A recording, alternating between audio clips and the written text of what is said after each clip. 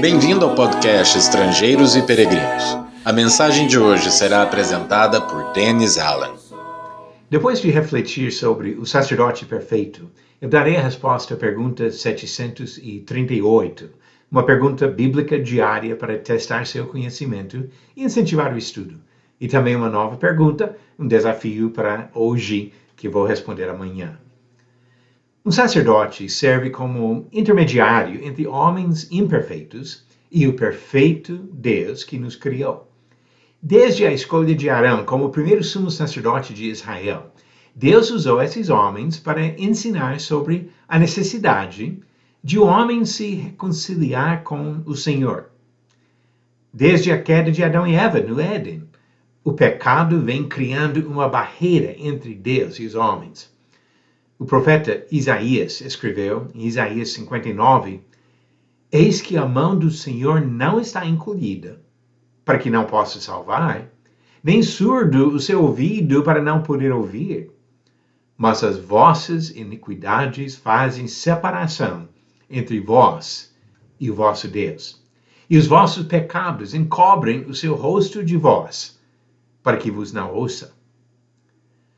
Conforme cada um participa do pecado, também recebe a consequência do pecado, a separação de Deus. Diz Romanos capítulo 5, versículo 12, Portanto, assim como por um só homem entrou o pecado no mundo, e pelo pecado a morte, assim também a morte passou a todos os homens, porque todos pecaram. Agora vamos voltar a falar sobre Arão. Arão foi um sacerdote imperfeito porque ele mesmo pecava. Quando ele entrava na presença de Deus, ele precisava oferecer um sacrifício pelos seus próprios pecados antes de representar os outros diante do Senhor. Diz Hebreus 9, versículo 7, Mas no segundo, o sumo sacerdote, ele sozinho, uma vez por ano, não sem sangue, que oferece por si e pelos pecados de ignorância do povo. Ou seja, cada vez que ele entrava no Santo dos Santos, uma vez por ano, ele precisava fazer sacrifício pelos próprios pecados e pelos pecados do povo de Israel. Como homens sujeitos às consequências do pecado, o serviço desses sacerdotes foi interrompido pela morte. Quando o sumo sacerdote morria, seu sucessor tomava seu lugar. E durante a vigência da lei dada no Monte Sinai, dezenas de homens ocuparam o ofício de sumo sacerdote. Mas esse sistema de sacerdócio mudou com Jesus. Uma vez que o sacerdote representa homens diante de Deus, Jesus teve que se tornar homem antes de aceitar o papel de sacerdote. Diz Hebreus capítulo 5, versículo 1, Porque todo sumo sacerdote, sendo tomado dentre os homens, é constituído nas coisas concernentes a Deus, a favor dos homens, para oferecer tanto dons como sacrifícios pelos pecados. Mas Jesus é diferente de Arão e outros sacerdotes em vários sentidos importantes. Primeiro, ele nunca pecou. Jesus não precisou fazer sacrifício por seus próprios pecados porque ele não pecou. E assim, seu trabalho como sacerdote é totalmente a favor dos outros. Segundo, Jesus venceu a morte. Não precisa e jamais terá sucessor porque ele ressuscitou para viver para sempre. O salmista profetizou e o autor de Hebreus confirmou que ele é sacerdote para sempre. Salmo 110 e Hebreus capítulo 7. Terceiro, Jesus entrou no verdadeiro Santo dos Santos. Arão e outros sumos sacerdotes entravam uma vez por ano na parte do tabernáculo ou templo que representava a presença de Deus. Mas Jesus entrou e permanece na presença do Pai no céu. Diz Hebreus 9, versículo 11, Quando, porém, veio Cristo como sumo sacerdote dos bens já realizados, mediante o maior e mais perfeito tabernáculo, não feito por mãos, quer dizer, não desta criação. E mais uma coisa de diferença, o sacerdote é o sacrifício.